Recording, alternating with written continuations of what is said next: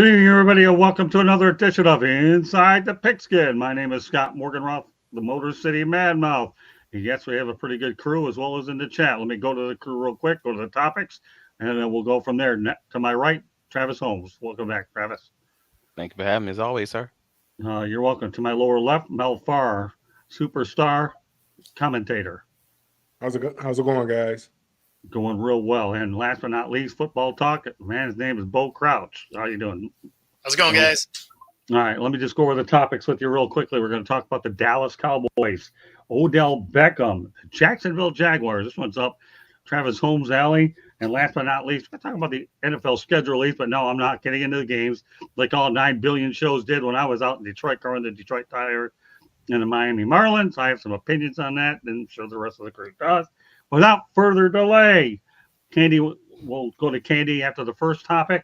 Dallas Cowboys quarterback Brian Schottenheimer said quarterback Trey Lance workload will increase this summer. So, Travis Holmes, is that a threat to Dak Prescott?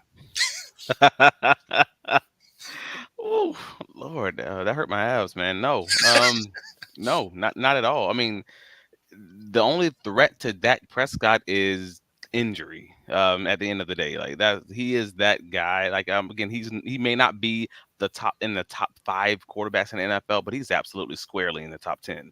And I don't think Trey Lance is anywhere near approaching that. So Trey Lance, it's great that Trey Lance is going to have some additional items added to his added to his inventory, of responsibility. But overall, that means nothing for Dak Prescott. Like at the end of the day, Dak's going to be the guy, and that team's going to go as well as he goes or as bad as he goes. Well, let me talk about it from a financial standpoint. Do you think Jerry Jones is out there looking at down the road? If I can't sign Dak, I could be looking at his successor. I mean, he'd be wild not to look at it from that perspective. I mean, he needs to, but in reality, more likely than not, if it's not Dak, it's going to be someone in the draft. Like it will be a Trey Lance situation, assuming they can get him under contract with someone else. Like it won't be the Trey Lance show unless he shows something just insane. This season, which we just haven't seen enough to be able to predict that. Okay, Mel, you know the question. Or questions. Do I think that Trey Lance is a threat to Dak? Yeah, I think it's the insurance policy for Jerry Jones. I mean, why else would you bring somebody like that? I mean, you have a talent who San Francisco thought enough of to trade a lot of draft picks, trade a lot of draft capital to bring him in. Unfortunately, things didn't work out for him because of injury. Jerry, sometimes he outsmarts himself. I mean, you look at what's going on with CD Lamb, and you look at what happened with Dak the last time. Had they signed Dak a year earlier, they could have got him for a lot cheaper. Dak likes to bet on himself, and you look at what the market is right now. You see what Jared just got paid. He's in for a payday. Whether or not Jerry Jones wants to pay him or not, I really don't know. But there aren't that many Patrick Mahomes out there, true quarterbacks that could carry a franchise. Dak is serviceable. You just have to put some other players around him. I think you can get the job done with Dak. You don't necessarily have to have a great quarterback in order to win a Super Bowl. So, Jerry just has to make up in his mind that, this is who I brought to the dance, and this is who I'm going to dance with. And, he's going to have to pay the guy. I mean, he's going to get paid whether it's from the Cowboys or whether it's from somewhere else. But he's going to get paid, and I would think that I don't think Jerry wants to see him do well somewhere else. So eventually, I think it'll get done. I think that Dak will sign, and he's gonna be making good money. Paul? Yeah, there's no chance that he's a threat to Dak. I mean, you got to keep in mind at the end of the season, they didn't even let him dress for games, right? It's like he wasn't even getting the second spot on the depth chart. So for him to have some extra responsibilities, I mean, cool. He's carrying towels and water and stuff. I mean, I don't know what we're talking about. Like, he couldn't beat out anybody within the Niners organization. They give him away for a pack of Big Red. And then at the end of the season, he wasn't even suiting up. So no, I mean, he's not a threat. Now, obviously, Dallas moving forward has some questions because regardless of whether or not Dak is on the roster, they owe him a ton of money next year, right? That's just the dead cap hit. Now, he doesn't get more guaranteed money, but that cap hit is no joke. So they either re-sign him and kick the can down the road, or they don't sign him and they need a guy like Trey Lance and Cooper Rush because they can't afford another quarterback. So they need to figure out what it is they're doing with Dak. But as far as Trey Lance taking his job, no chance. No, but there is a chance that I can tell you right now to everybody's face. I like your analogy about a pack of Big Red. That was good. All right. Let's go to the chat room. Rocket Scientist. I love this comment. Small group today. I like it that way. If there's too many people, it gets too crazy. That's true. That's why we're going to go to this a lot more. We're going to go to 4 or 5 people, see what happens. Everybody gets their thing. That way I don't have to hear things. Well, yeah, I like what he just said, blah, blah, blah. Everybody comes up with their own original thought. Joshua Door, question for the panel. What is the most fascinating talent outside of football and broadcasting? All right, I'll let this one go around the horn. We'll start off with you, Travis. So what's the most fascinating talent outside of football and broadcasting? My talent, well, most people don't know, but I sing. I had a former recording contract with Ink Records. So I sing. I used to sing for my church even just a year ago, and I don't have the time these days because Sunday is football, and I'm in Jacksonville, so that's probably it. Singing. Let me chime in on that last topic for a moment. You know what? I like the fact that Trey Lance has been able to hold a clipboard for a long time, and he's in a situation where at least he can watch. The only thing I have about today's quarterbacks are so busy getting them in there, and maybe this kid here with 202 years. You got to remember, before he came to the 49ers, he didn't play that much in college either, so his on-field time was so small, and then he's out with San Francisco. He gets hurt, so having this time down with the Cowboys, I think is really good for him. So age is on his side. All right, Mel, I'll let you address the question from Joshua Door. What is the most talent that I have? Yeah. My dad always said I was a better baseball player than a football player. I mean, I just like the contact more so in football than I did baseball. Plus, baseball, you had to play it. We had to play it. Practice was far away from the school, and nobody came out to watch the game. So, I just said, I'm gonna hang up this baseball thing and just stick to football and run track to improve my speed and stamina for football. But my dad always said that baseball was my better sport. So you were a baseball guy before you jumped on the gridiron, right? Yep. Well, be darned. Look at that. Oh, good question, Joshua. I like to find out more and more people about our people. All right, Bo, you know the question. Let's give them the answer. This is one that you can handle. Yeah. So I cannot sing, and none of you will hear me, and you're welcome. But what I can do is I can dance. I used to teach ballroom dance for Arthur Murray. All right. Well, you know what? If I'm going to have to answer this question, I will say this, and I believe it's something that a lot of people should do. Is for me, I like writing. I wrote a book. Candy's going to address it in a moment. But to me, writing is something I really take a lot of pride in because I've done it for my entire career in this industry. If you can become a good writer, you can do well in this business on the air. So, great question, Joshua. With that said, Joshua, you just earned a station break from Candy tonight. Go ahead. Wait a minute. How come I got to do more work when he's, doing stuff like that? Come on. Well, here, now that you want to do more work, why don't you answer this question now that Joshua hit it? They want to hear from you anyway. I opened his mouth and inserted foot. Ooh, ouch. Well, let's see. Something that you guys probably don't know is that I was into music. I don't sing really not very well. I don't dance really well. But I play music. So I used to play the bass clarinet, the flute, the piano, and handbells. And I was actually the handbell director at my church back in Wisconsin. So that's something you probably didn't know. Great question, Joshua. All right, give us a station break. And then I got an interesting one about Joshua Door. Go ahead.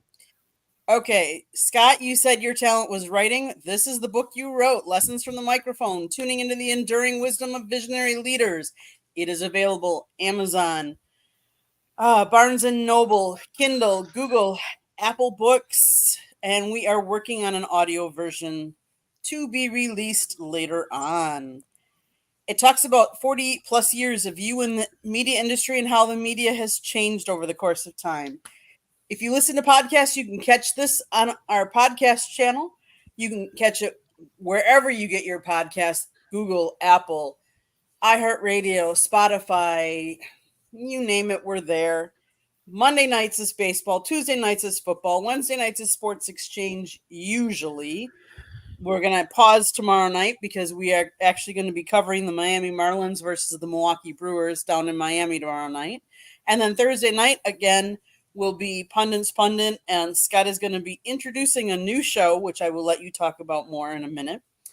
But you can go to our website, www.southfloridatribune.com, where you can see Scott's writing, you can see my pictures, you can see all kinds of other great things. Go to our website, check it out. Go to, if you do Twitter or X, it's at Tribune South. Email us any ideas, southfloridatribune@gmail.com. If you want to advertise or sponsor a show, call Scott 954-304-4941. If you missed any of that, it's scrolling at the bottom of the show. You can look it up there. Back to you, Scott. All right. Well, that show I'm talking about, Mel Farr Jr. is slated to be the opening guest. I've been working with Mel for a lot of years, and I couldn't think of a better person than to introduce a new platform than Mel. He's been a very close friend of mine. We've done a lot of projects together, but this show here will be on another network with a lot of professional shows connected to it. Mel had a chance to look at it. It's called No Filter Network, and there's a lot of familiar people on there as well. So now looking forward to it, and we'll get it out there on the YouTube channel so you can get an idea. All right, so here, let's go back to another one here. Joshua Dorr, are we doing dog checks this evening? Now, let me address it in this way. Oh, well, I'm able to negotiate with some people here. So here's what we could do. If Joshua can get Travis another 1,000 subscribers for his YouTube channel, that'll give you a little cushion over the 13 that you already have, because considering you started. How many do you have, Bo? I don't know, like 300 or something. All right, we'll get him another 800, and we might be able to get a compassionate dog check. Mel, I don't know. Do you have a YouTube channel, or do you care? No, I don't have a YouTube channel. No. All right, so here, and Bob Barker would say the price is right. You want to go ahead and do dog checks with these guys who are very straightforward broadcasters that are very nuts and bolts, give you the facts. They may not give you the Richard Pryor laughs or the Eddie Murphy ones. There you go. Now, Travis, if you want to give them a soft dog check, all you have to say is dog check. That way, if you write it in a complete sentence, you say dog check, and you might give this dog a bone. Go ahead. Wait, if Travis sings, he should sing dog check. Oh, man. I'm not singing dog check. Come on, man. What are you asking for? I'm trying to get a dog check out of the guy. You're asking for the moon. I will address Josh and Rocket here. So you guys aren't blacklisted on our show. The thing is we don't respond to random stuff that's off topic. So when we're doing our show, if you guys are commenting things that are on topic, we absolutely bring it into the show. But if you guys are just dropping random stuff, we have a show that we're producing, that we have a path that we're trying to complete. So we don't generally just go off on random tangents. Okay, now do you want to give them at least a dog check, at least mentioning the words? Right. That way, dog check. Dog check. All right, there you go, Josh. Dog That's check. one. All right, Bo, do the impossible, though. Just say dog check, and that way we can stay on the path of this show, although I feel better with 4 people here and 3 more topics to go. No way. Now it's just on principle. There's 0 dog checks. Well, you just said dog check. You said 0 dog checks. You got dog checks. So there you go. You have it. He said 0 dog checks, but the 2-word dog check came out there. All right. Good stuff. Freud came into the picture and cooler heads prevailed. All right. How much Mountain Dew have I had? I don't know what the over-under is, but if you hear me as loud as I am, well, enough. All right. So, little girl, can you guys discuss the Paralympics? I don't even know. Can you guys talk about it? It takes all different kinds of people on these shows. I don't know. You guys know? I can't effectively talk about it. I don't know, little girl. I'm not sure either. I could BS anything, but not today. Yeah, no, I'm not sure about that, little girl. Sorry, we tried here. It's a good family show. As far as the Paralympics, well, no comment. All right, let's go. Let's keep going to the chat room. Bo has the most impressive broadcasting set up in the business. There you go. Now that's something tangent, right, Bo? Yeah. I mean, it's a work in progress, but I appreciate it. It's way better than the fake background that I had for a long time. There you go. All right, see, Joshua, I told you, Bo Bo is Bo. Bo knows broadcasting. Bo knows a lot, and Bo's on Tuesday night. Okay. That's Wow. right. Thanks for sharing. Okay. Think. No. That's what you call a Memorex class that I used to break every time I tried to sing, and I used to like karaoke, but they let me go because they want me to go ahead and empty out the joint. So I was banned from doing karaoke back in the days. Not that anybody would ever be surprised, anyway. And I love it. Let's get Travis singing our Bo. All right, let's keep it going. Gosh, I told you he needs you on coast to coast with the guys for show to get those comments out. Maybe tell you what sodas they drink. All right, so I guess he's talking about soda. All right. Dusty's uncle Jake used to get in linebacker position when fighting. Just ask. All right, let's keep it going. I don't want to go out there and lose my voice. I still have 3 topics worth of voice. All right, what do we got? Anything interesting? All right, Bo is too cool to dog check. You're dead, Josh. You just said it a little different than most people, Travis. He just said no chance for dog checks, and he said dog checks. So you got the dog checks. That's not the way you did. You got the dog checks in a way of equivalent to the trophy I won many years ago. I got a trophy many years ago for most unusual form. You just got a most unusual dog check. That's all. All right, we'll leave it at that. Should I mention my bowling or nah? Who cares? It's a family show. All right, we'll talk about Odell Beckham. Wants to make a statement as he enters the twilight of his career with the Miami Dolphins. Is he a good fit with Miami, Bo? So I mean, I guess like he's not going to be the number 1 target. So I guess that's good for him. He's a 400-yard a year receiver now, right? And he has been for multiple years. He has a tendency to get hurt. He is a couple of splashy plays during the season guy. Like that's what he is. What doesn't make sense is that team needs defense. It wasn't good. They got rid of their key players. They draft one guy. And in all of that wisdom, they're like, you know what we need? Another receiver. So I don't think he's going to make a big impact on that team. Okay. What do you think, Mel? Well, you got an offensive coach. You know, what is he concerned about? Offense. He's not really concerned about defense. They lost their defensive coordinator. Ended up getting rid of their defensive coordinator. I don't think the defensive coordinator was the problem. I think it was probably personnel that was the problem. But he's the offensive coach, so he's only thinking about one side of the ball, and that's the side of the ball that he coaches on. He wants to make sure that side looks good. If that side looks good, he can probably keep his job. Odell, as you're saying, Odell is more famous for obviously that one catch he had and then his antics, more so than anything that he's done on the field. Now, he may have had a couple Pro Bowl years. I can't really remember because it's been so long ago. And yes, he does have a tendency to get injured, but you're giving Tua more dynamic weapons. Obviously, they already have a 1 and a 2 with Waddle and the Cheetah. We know that they have running backs, and now you're getting a slot guy. I guess potentially you're getting a guy that can go in the slot, or you can put him outside and put Cheetah in the slot. Makes it very difficult. Obviously, going to put a lot of pressure on defenses. It'll make it very difficult for defenses to cover all that. You can't, you got to pick your poison. Who are you going to double? So yeah, I mean, obviously, I just think that because he's an offensive-minded coach, he wants to get as many weapons on that side of the ball as possible. And, he figures that he can just outscore everybody. But at some point in time, particularly, as they found out when they went up to Kansas City, you got to be able to run the football. Sometimes it's cold, the weather's not that great, and you got to be able to shorten that game up, and you need to be able to run the football, and you need to be able to run it effectively, which they can. Which they showed, they got running backs that can run the football, but you also got to be able to stop the run too.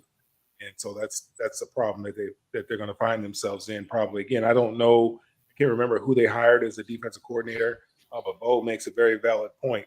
But again, you have to think about, who their head coach is. Everybody thinks he's the whiz kid, greatest thing since sliced bread. That's all great. If you can't stop anybody, you're not going very far in this league. Yeah. Well, like Josh Fedor said, Mel keeps it real. You did exactly that. All right, Travis. Well, this is the interesting part about this is because OBJ he may not be who he was in 2021, but he is that guy who we've seen flashes of where if I don't know, if Hill gets hurt, if Waddle gets hurt and he's out for a half, he's out for a game, something like that happened just last year for Miami when they were missing Hill and he was hobbled late in the season and into the postseason. If you have a situation where you're down a guy, OBJ may not be that guy he was, but he is a guy who can still give you a 70-yard, 100-yard game. He is that guy. He just can't consistently give it to you every week. But there is value in that. And I don't want to just act like that's not the case. But as far as making a statement in the quote unquote twilight of his career, I mean, that's what you do when you get old, man. And it's things to say a 31-year-old receiver is the old guy, is the old head in the locker room. But yeah, a 31-year-old receiver is the old head in the locker room. You are the guy who's going to have to move inside. You are the guy. You are DeAndre Hopkins. You are Larry Fitzgerald in his last few years. You are even Jerry Rice in Oakland. Like, you're that guy who you're going to have to do a little bit more of that dirty work, because that's where you are in that stage. He seems like he's comfortable with it because he got off the couch. He took the money. He's there. So, I mean, if he's that guy who does give you 700, 800 yards in this offense, but he gives it to you in spurts of 2 and 3 games where he gets a 100-yard game, 115 yards here and there, just enough to scare teams that you can't like lean coverage. Hey, man, that's probably the best they're going to hope for him at this point in his career. Well, let me mention this too. You guys all make good points. Tyreek Hill and Odell Beckham Jr. have championship rings. They both do. Waddle is the only one that doesn't, but he won a championship at Alabama. So they're all championship caliber wide receivers. Right. For me, the Miami Dolphins have to prove they can win in January when it's cold. They really do. That's always been their hiccup anyway. So it doesn't matter whether they're on Peacock, NBC, CBS, or ABC. It doesn't matter where they're at. They have to win when it's cold. And they haven't proved to be doing that. And on a subject that's interrelated, Tua is obviously trying to get an extension, and he's actually went 17 games his first year. And I would hedge on that extension a little bit until he can have another year where he goes 17 games. Even though I didn't mention it that way, you do have 3 quality receivers, but you have to be able to go out there and win when it's cold, because you know what? That's all there is to it. And that's been Miami's problem over the years. And, say what you want. I mean, this team here looks like one of those Hollywood type of put together teams. We got all the star power, but that star power isn't getting us past the first or second round. And yeah, Mel's right. Okay. Daniels, the head coach, Mike McDaniels, was brought in there to replace Brian Flores, and he gets along and high fives to him. Great. But Mike, you've had the same success as Brian Flores. You haven't gone very deep in the playoffs, so it wouldn't matter who's roaming the sidelines. It's just a matter of how fancy it is when you get the wins. And right now, we're at basically a push. Bo, is there something you wanted to add to that?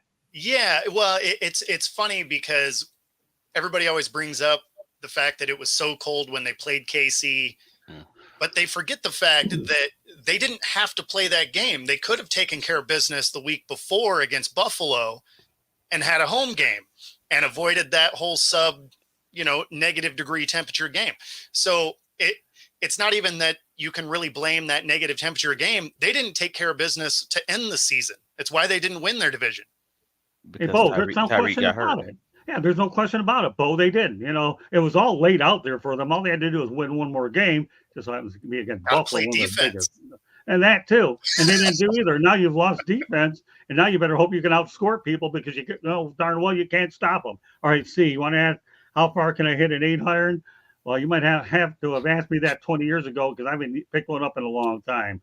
And with all my medical procedures, who knows? Maybe my grandmother could hit it farther than I could. Although the only problem is she's kind of like dead, so we won't mention that. But good, fair enough question. All right, rocket scientist with an off-topic question. Can we go around the room? Who do you have for the East Coast Conference Finals? Panthers or Rangers? I don't mind incorporating a hockey question. Go ahead, Travis. Make it quick, and then we'll go. We have 2 more topics, but I don't want to ignore these guys' questions because they're passionate hockey fans. Hey man, I lived in the UP, Michigan, but I don't know nothing about hockey. Hey, I'm gonna flip a coin. Rangers. Cool. Okay. So are you going to give me the same thing that Stephen A. Smith? The only thing he knows about hockey is the puck is black, because that's a Stephen A. Smith answer. And I'm just saying the puck is black, just like I trained with the Olympic hockey team, and I still can tell you a thing about the sport, man. Yeah, but you already said who's your prediction? I said the Rangers. Oh, okay. All right, Mel, what do you think? Yeah, I'm with Travis. I'm gonna flip a coin. I couldn't tell you. I haven't watched not one second of hockey. I have no idea. I'm gonna go with the Panthers. I just like that nickname, Panthers. Well, now you have a big fan club with these guys. Okay, if you go Panthers, all right, Bo, what do you think? I think that's a series that probably goes 7, and I do give the edge to the Panthers there. Yeah, I will too. I will give the edge to the Panthers because they came so close to winning it. Well, they lost in 5 games to Vegas last year, but they got to the finals. I think they're a hungry team as well. I mentioned this last night. As long as these guys keep bringing up in the chat room, I'm not going to change my position. I think the Florida Panthers are going to win, and we'll leave it at that. All right, let's see what other stuff they want to go off topic with. How many members of this chat does it take to screw a light bulb? 3, Josh holds a bulb, and Rocket C turned the chair. And you guys can all have a no comment because I'm not letting anybody comment. We're going to stay on topic, okay? So leave it there. But we're going to keep it closer to home with Travis Holmes, though.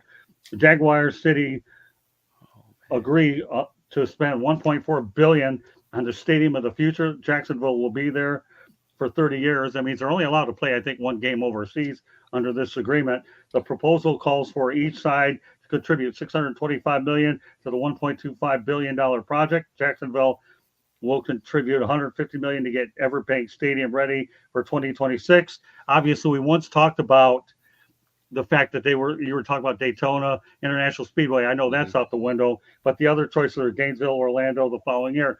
All right, Travis, obviously, you went out there and are close to the subject. No, Robert, I don't hate your jokes. I'm just trying to understand a few of these things before I go out there and come up with what do they call that? A hypothesis, an educated guess. Is that what they call it? Go back to the dictionary. I'm pretty sure.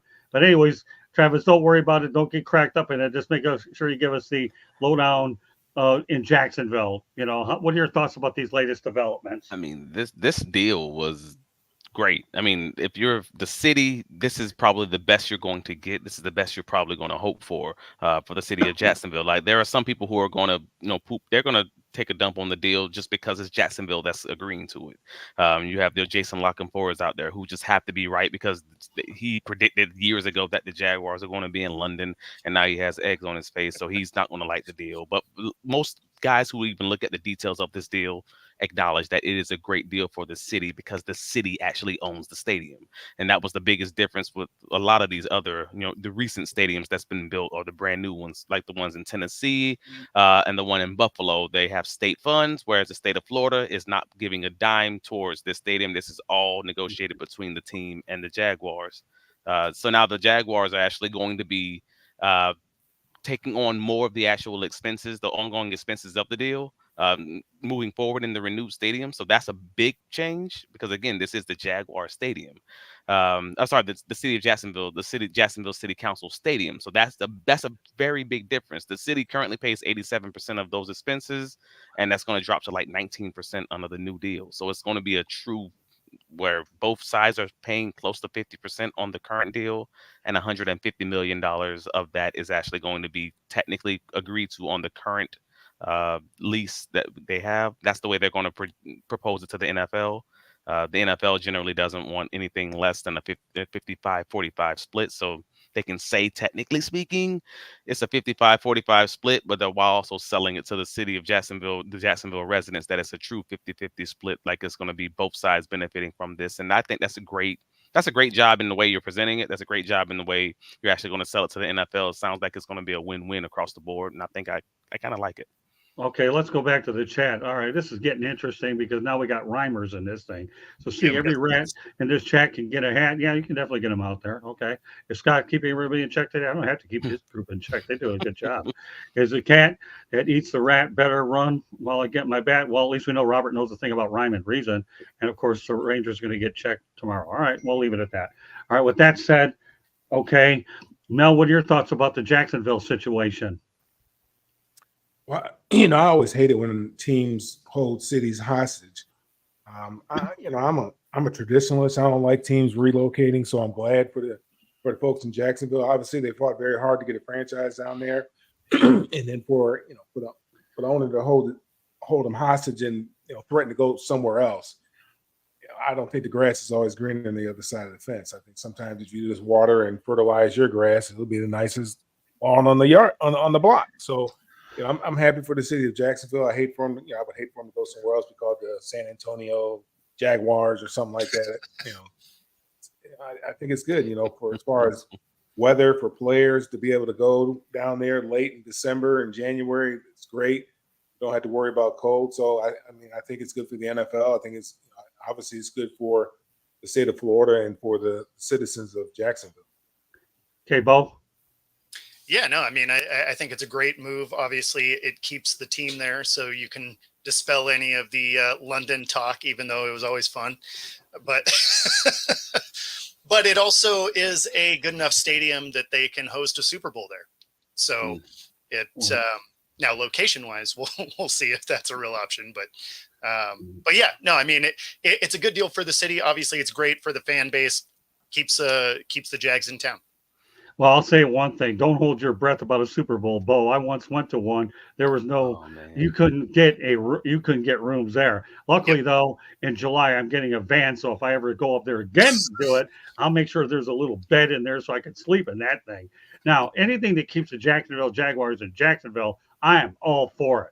Number one, when that team starts winning, and I've seen it when it was good, that town absolutely erupts. It really does. So, you know what I mean? I love the Jaguars. Dan Edwards, to me, is going in the Hall of Fame, by the way.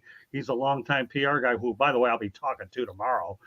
And, you know, because we are going to be in touch. I want to talk to him about my book for which he's in it. And, you know, to me, he's been great to me and that whole organization. But don't hold your breath on the Super Bowl.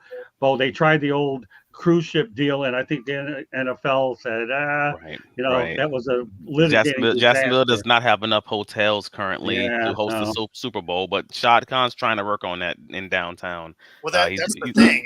It sounds how far is like Orlando? Trying to make how far is Orlando? About a couple hours, another hour and a half, 45. But also, I forgot to mention earlier, and I guess when somebody brought it up, the Jaguars did agree in this deal to take care of any overruns on construction costs, which was a big thing with a lot of stadium deals. And they also obviously locked everything in for 30 years, so the Jaguars couldn't leave. You know, there's a poison pill that they put into that, so it makes it just an impossible out as far as that's concerned for that huge cash payment. But we didn't talk about the fact that it might be Orlando or Gainesville, depending on what happens there. I think we did mention it a little bit. Yeah, which probably will end up being Orlando because at least they've had the Pro Bowl here just last year. Like they have it up to NFL standards versus Gainesville. They have issues with the sideline, the locker room, etc. that they have to make changes to. Okay. I went to a Super Bowl in Phoenix and we stayed in Tucson. And that's like, I want to say that was like 90 miles. Really? Yeah, we stayed in Tucson. Well, that's not that bad of a drive down I-10. Let me mention it's not a horrible drive. What's that? I was going to say that's actually not a horrible drive. That's an easy drive. I've taken that drive a lot. Jonathan Hyde. That was when you can go 70 miles an hour. That was before 70 miles an hour was the norm. I was like, what, 70 on the freeway? Are you serious? Let me tell you, the one thing about Tucson, the best part about Tucson, not only is Tucson, but when I used to take my drives out Mount Lemon, that's a drive for the ages, man. I used to take that a lot. All right, let me go to Jonathan Hydock real quick. He says Jags get screwed playing overseas every year. No, they don't. In fact, if anything, when they go overseas to London, they get a lot of the revenues over there, and that's kept that franchise viable through the years. So each London game is like 1 3/4 NFL games as far as revenue.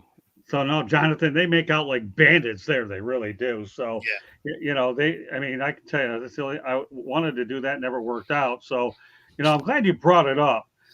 So because I think that was a fair thing. And now he said I think they fill up Florida State Stadium.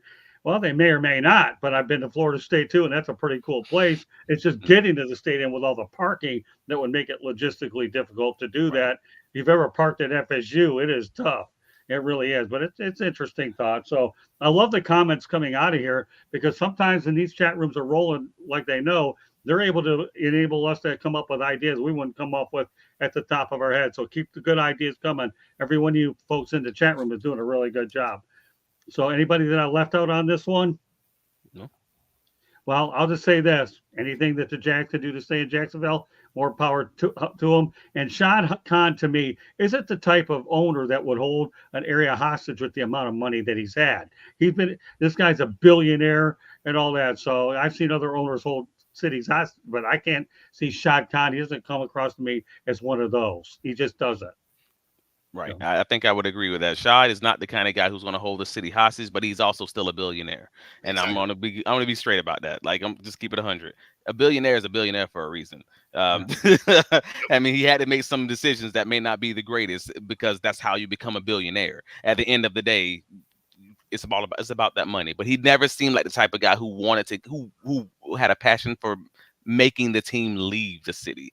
So I'm happy for that. Like, they went from Wayne Weaver, who fought to make sure that team stayed in the city no matter what, to at least Shad Khan, who is an owner who, for Exactly. good and bad, will take a step back and let the other people, take care of it. Sometimes that's bad, in Urban Meyer, but for the most part, it's a good situation. That's the kind of owner you want, an owner who's going to just take his hands off and kind of let this thing run.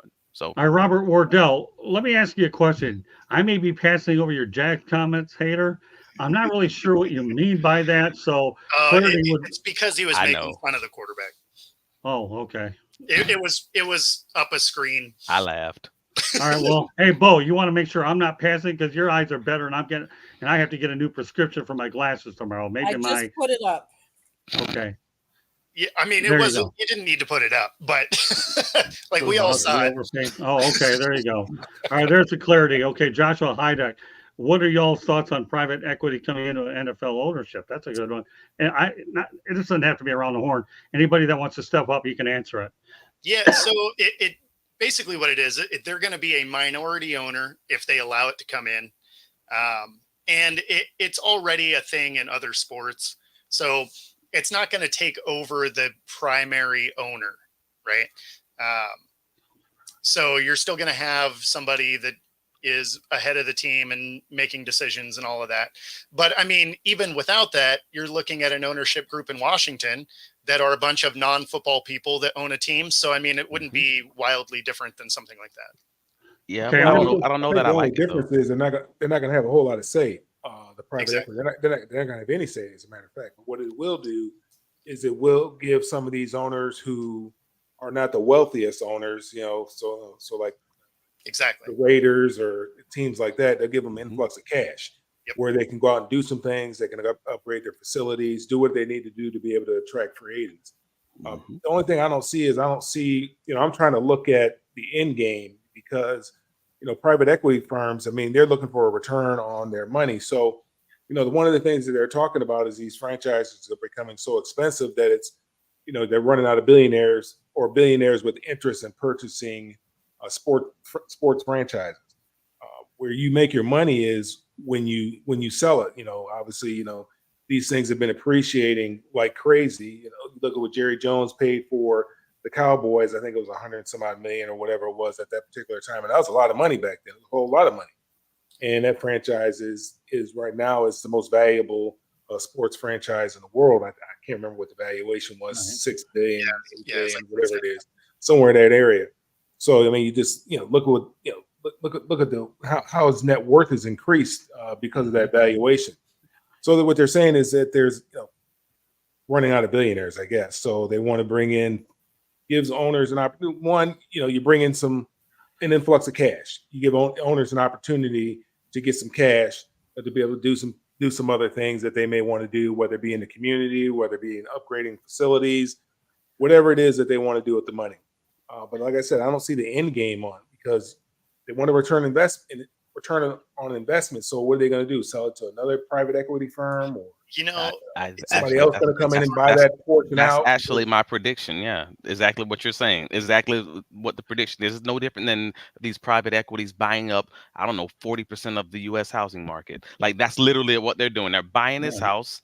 They're making the vast majority of the money when they actually sell it, and they're using that rental income at the same time to pay off those loans while they have them. At the end of the day, that's all it really is. It's the same thing. It's just another form of investment. Being an NFL team that we know always goes up and never goes down. So why not? The thing about it is, it also gives people that want to say they own a piece of a team that possibility, because it would be the same as when you buy into the actual index. Right. Instead of an individual stock, you're buying into the S&P or the Dow.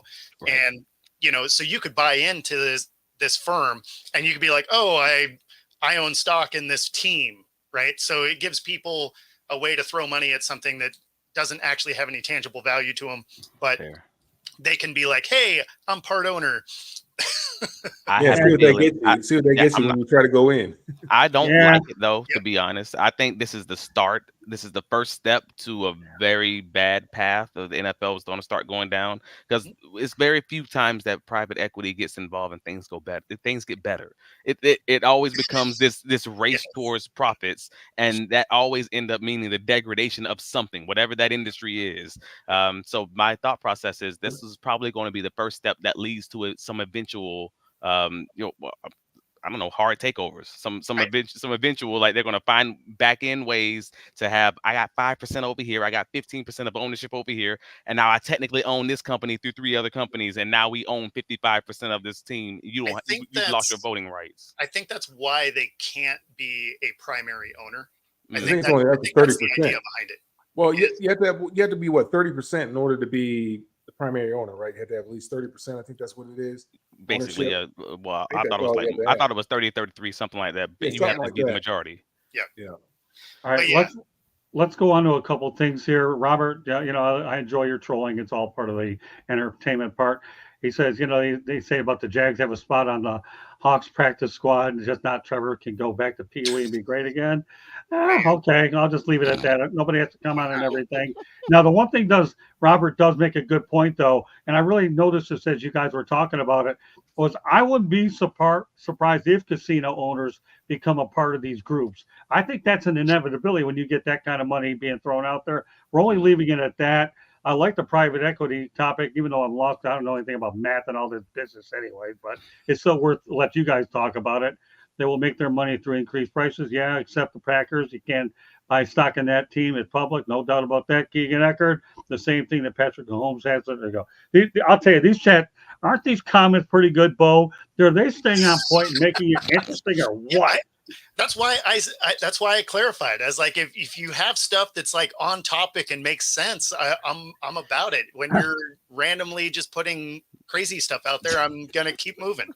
I love getting behind on these. I'm telling you what, it makes my job easier. I mean, my goodness. I mean, they could come up with all kinds of stuff out here that most of us wouldn't think of, but yet it's one of those types of things where when we put everything in perspective here, okay, that a lot of people don't think about much of this.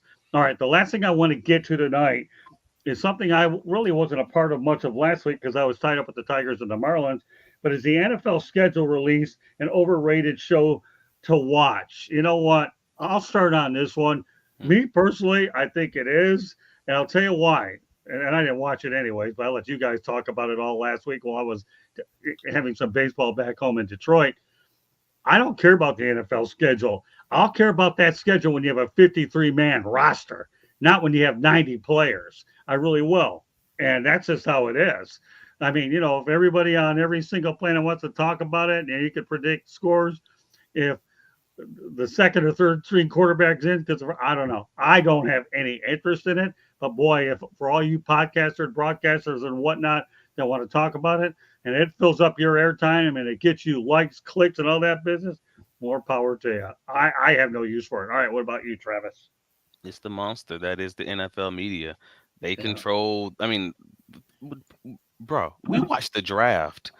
We all, as grown adults and little kids across America, watch the NFL draft when people just find out what team they're going to. And there's a show and a parade and everything else that's surrounded around it with people in other countries naming draft picks that they've never even heard of before that day. Like, this is the NFL. This is the mass media of the NFL. They control the world, man. And so this is just another stage of that. The NFL schedule release, this was not a thing. This was not a thing when I was growing up. I didn't care nothing about any of this. And I was a Jaguars fan at the time, and I still don't remember one release show. But now, again, there's a whole market around it. The articles get clicks. I got one on BigCatCountry.com covering the Jaguars, and it got clicks. And because people care for whatever reason. The NFL is king, man. I used to know people that would take the day off work to watch the schedule release, which made absolutely no sense other than you just didn't want to go to work, because I personally never watched it because who cares? I'm going to wait until the end. I'm going to see what the schedule is. Like, I'm curious what the schedule is so I can figure out travel and stuff like that. But as far as sitting there and watching a show about the release, like, I don't care. Just put it out. But that is the magnificence of the NFL marketing machine.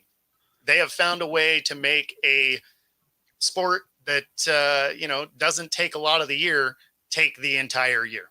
And so for that, they are amazing.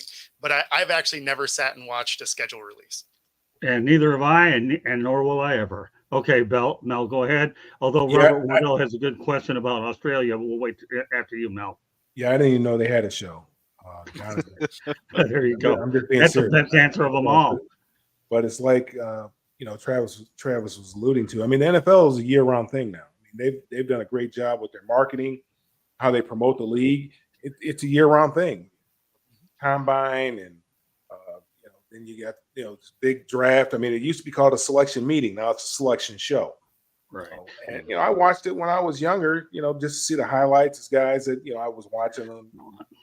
Following throughout their college careers. I used to watch the draft a little bit. Then I went away from it a little bit. And I don't watch it that much now because it's just become so commercialized. I just really can't take it. But yeah, I mean, like I said, I mean, the NFL, Travis says the NFL is king. They're doing a great job of marketing their product year round, keeping people engaged year round. Now here we're getting ready to go. Training camps are going to be opening up really soon. People are going to be excited. And the NFL season, they just kind of ramp it up right up to the NFL season, and then they have some great matchups the first week. They know what they're doing. I mean, they're not, they know exactly what they're doing. It's not by accident that they are the most popular sport in the United States. Okay, I like this question, Robert Wardell. I actually saw this today, but I'm glad Robert brought it up to save me from using it as a topic next week. What do you think about potential Rams game coming to Australia, 25 or 26 Rams own the rights of the country? You know what, Robert? I love it. They wanted to own the rights of Australia. They've got it, and I'm sure that they'll get a game there. And I think the Rams, to me, being the second largest market in the country, go to Australia, that's an absolute no-brainer. Okay, let's go ahead. And any of you guys want to talk about it? Just say yes or no if you like the idea so we can keep rolling. I mean, I like the idea, sure. I'm looking forward to those awkward and random articles and press conferences when someone gets bit by this weird spider or, all different Australia things. But yeah, it's going to be interesting. Yeah, I got news for you. The kangaroo area is 12 to 14 hours time difference there. So those looking for kangaroos, you got a 12 to 14. Can imagine what the travel logistics are. Back to the chat room. And let me just filter through a few of these. WWE is popular in the Middle East. Okay. Packers need to play an Australia. Megan would blank her pants. Okay. All right. Well, you say so, Josh. I'll take your word. Get all that oil money. Yeah, that's my name. I got hats. I have merchandise, and I got the name. So Joshua certainly knows the English language well, especially when he has to use particular language to express his points. And he got it farther on this broadcast than he would have used that word on both broadcasts. But I'm sure Bo would have probably gone out there and used a different set of language or paraphrase it a bit differently. There you go. So what do I think about the chat room for tonight? I tell you, I think it's fantastic. What about you, Bo? Josh, you guys have been way better than normal. So good job, guys. There you go. See, I'm telling you, you guys can get to know Bo. Get to know Bo. He's great. All you guys are so worried about some of your knick-knack, paddywhack, give a dog a bone that sometimes they don't want to eat. Doesn't mean that they aren't going to all get answered. Just kind of depends on what bone you're giving the dog. If the dog doesn't like the bone, he's going to eat it. If you give these dogs good bones, they'll eat it and they'll talk about it. And that isn't all the Mountain Dew. Do we have a dog food sponsor? Because you went in on that one. Yeah, right? I think That's so. what I was thinking. Hey, well, I'll tell you what. Purina. Duncan Lozinski is going to get me that dog sponsor is what he's going to do. All right, Duncan, if you're out there, do it. Joshua, if you hear him, let's go out there and get me a dog sponsor. In fact, anybody that gets me a dog sponsor gets 50% of the commission. How about that? Okay. Think about it. Let's put it out there, and I'll take my half and pay these guys with it. And I'll just split it up in quarters. I don't even care. That's a good one, Josh. Especially that well-timed. All right. So now he said sponsored by Dog Check. Okay. I'll say Dog Check just to leave these guys on. Dog Check, bark, bark. Okay, leave it at that. All right. With that said, yeah. I mean, to be fair, I think it already is sponsored by that, right? Like I don't know. I don't even know. And yet there's only 4 of us, so we're at the 50-minute mark here. I'm inside the Pigskin. Scott Morganroth, please be joined by Travis Holmes, Mel Farr Jr., Bo Crouch, and the rest of these guys in the chat room who are on a ROLL They call it a roll. Stock check. Bark, bark. Okay, that's enough. So with that said, see, look at this. You can all have Mel thinks I'm crazy. He's probably right. I don't know about a puppy check. That's too soft for my deep voice. So with that said, okay, don't need the barks. That's a smoking, I know, thing. A true dog check is just saying dog check. Thanks for clarifying. All right, dog check one more time. Because if I don't do it, you guys are never going to stop FaceTiming me. I don't know what the over-under is on FaceTimes with these guys tomorrow every day. It's probably 5 or 6, 7, 8 of them. As long as they don't get me in the middle of a preparation of the show, although tomorrow will be different because I'll be on the road with my eye doctor. Is that too much information? No. A lot of us are wearing glasses. Some of us aren't. Who cares? It is what it is. But looking forward to my call with Dan Edwards.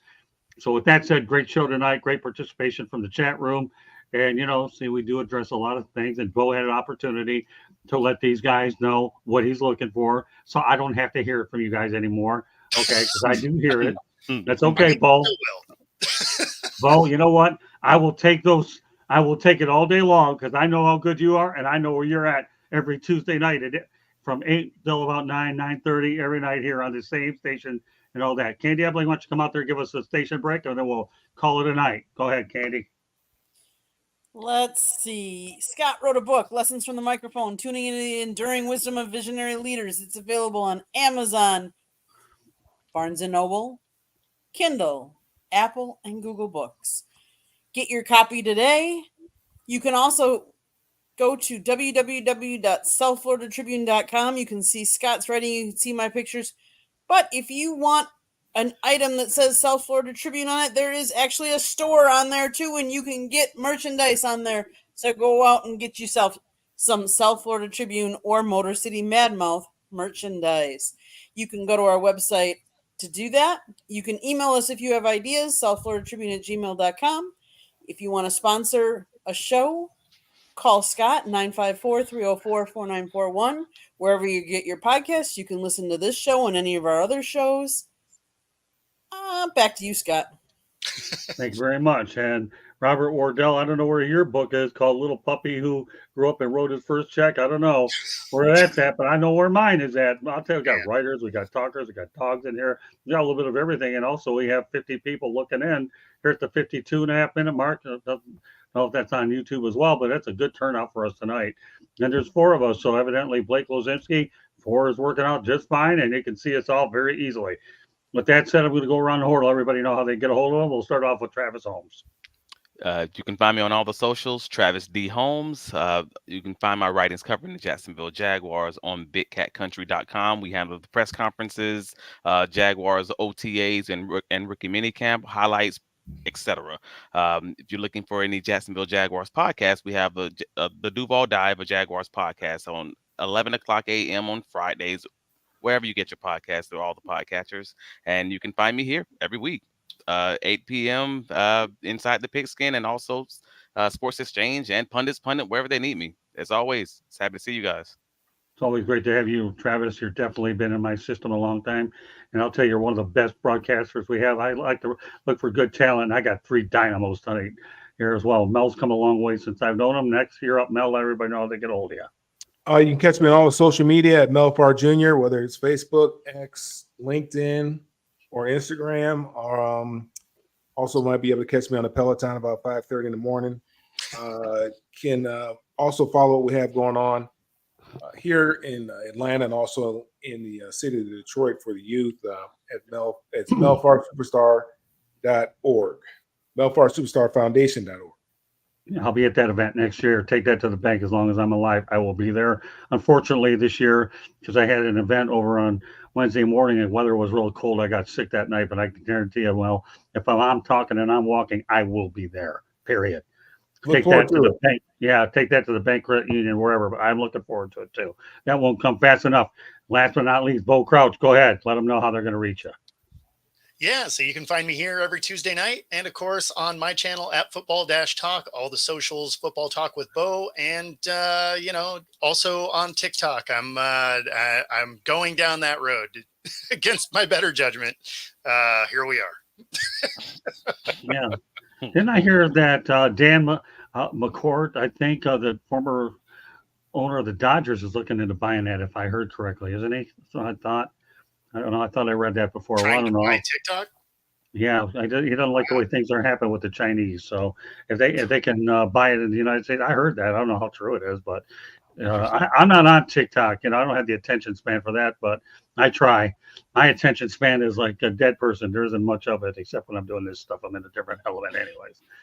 But that said, in the element that I'm in, that concludes this edition of Inside the Pigskin. On behalf of Travis Holmes, Melfar Jr., Bo Crouch, and our excellent participation in the chat room, my name is Scott Morgan. We're out the Motor City Madmouth. Thank you for joining us on this edition of Inside the Pigskin. We will see you next Tuesday night. Have a good night, everybody, and thank you very much for joining us. God bless. Good evening, everybody.